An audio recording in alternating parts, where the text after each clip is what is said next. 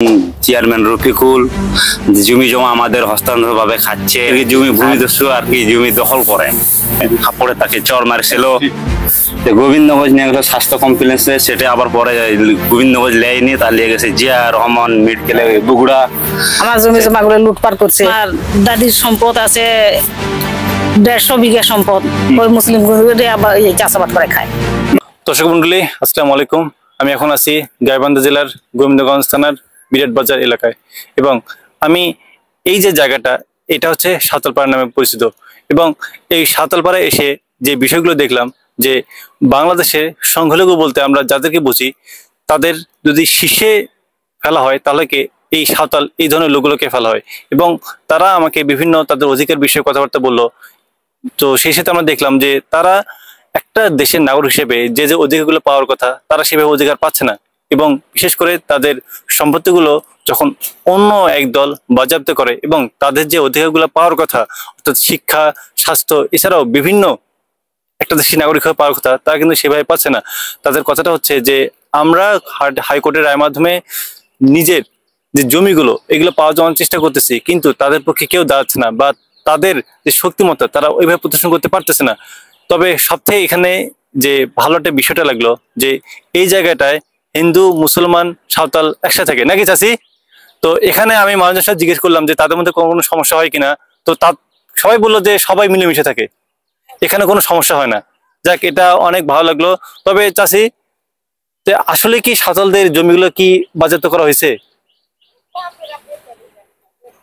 তো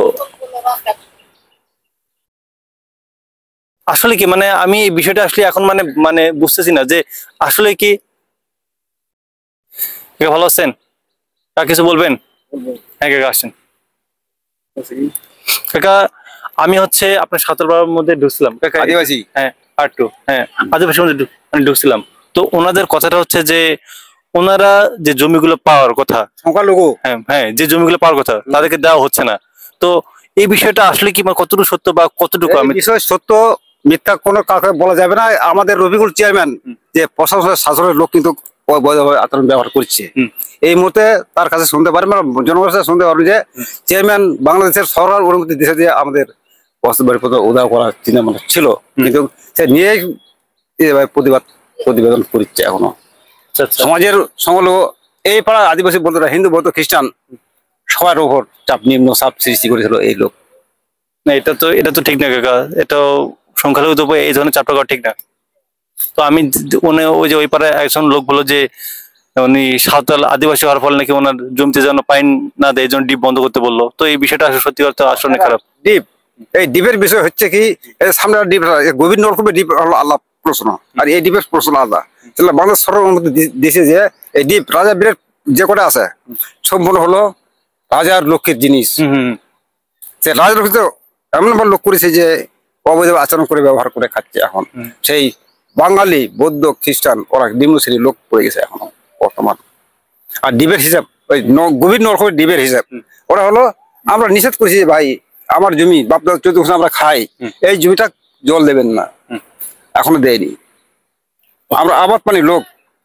কাকা, এখন হচ্ছে সবশেষে একটা কথা, যে আসলে আপনার দাবিটা কি এবং আপনার আসলে চাচ্ছেনটা কি, একটু পরিষ্কারভাবে একটু বলেন। যে আপনাদের এক কথা বলেন যে আসলে আপনাদের মূলত আসলে চাচ্ছেনটা কি এখন? আমরা চাই মানুষের সাথে ভালোবাসা, মানুষের সাথে আন্তরিক ভাবে চলতে পারবো, যে আমরা অবৈধ আচরণ করবো না, মানুষের সাথে সম্মান দিয়ে আমরা চলবো। যে আমাদের অপমান করে সেই লোক কিন্তু অবৈধ ভাবে চলে, আমরা চাই মানুষের সাথে উর্বশ চলাফেরা। এটাই আমাদের মানুষের মহামিল সম্মান দিয়ে আমরা চলি। যে রাজনীতি করে আমরা তো করি, মানুষ বলতে মানুষের সমান হতে পারে, কিন্তু আমাদের জবরদখল করে খাচ্ছে কেন?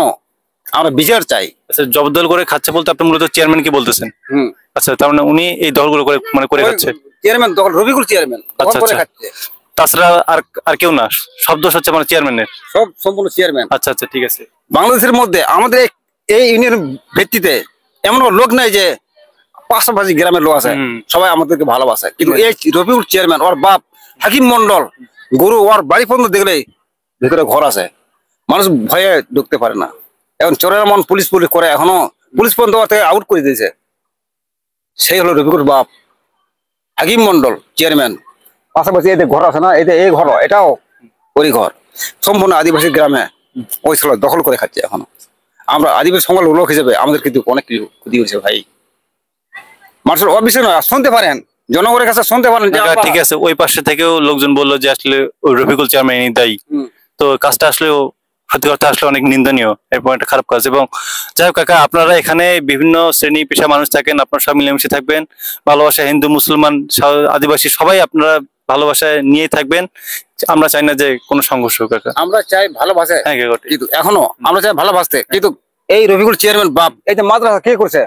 আমাদের মতো এই বাংলার লোক, এই যে এই ছেলেগুলো আছে এখানে মাদ্রাসা করছে, সেই জায়গা আমাদের আদিবাসীর লোকের জায়গা করেছে। তো আমরা কোনো নিষেধ করতে পারিনি যে তোর নামাজ পড়ে না কি করে, একটা শিক্ষা ওই জিনিস ভালো।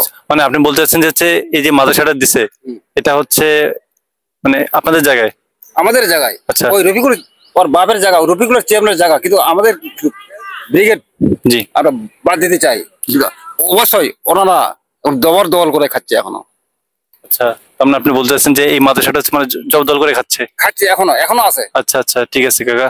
আচ্ছা ঠিক আছে কাকা, আমি একটু বিষয়টা একটু আচ্ছা দেখি। আচ্ছা ঠিক আছে, ধন্যবাদ। ঠিক আছে, ধন্যবাদ। আমরা চাই না হ্যাঁ মানুষের ক্ষতি হোক, জি জি আমরা চাই ভালোবাসতে চাই। জি, অবশ্যই। তো আমরা যে কোনো সময়ে রাজনীতি মানুষের কিন্তু ব্যাপার নয়, আমরা রাজনীতি করতে পারি না কোনো। জি, কাকা, আমরা ঠিক আছে। সমাজের লোক ভাই, তো আমাদের উপর নিম্নচাপ সৃষ্টি হয়ে গেছে।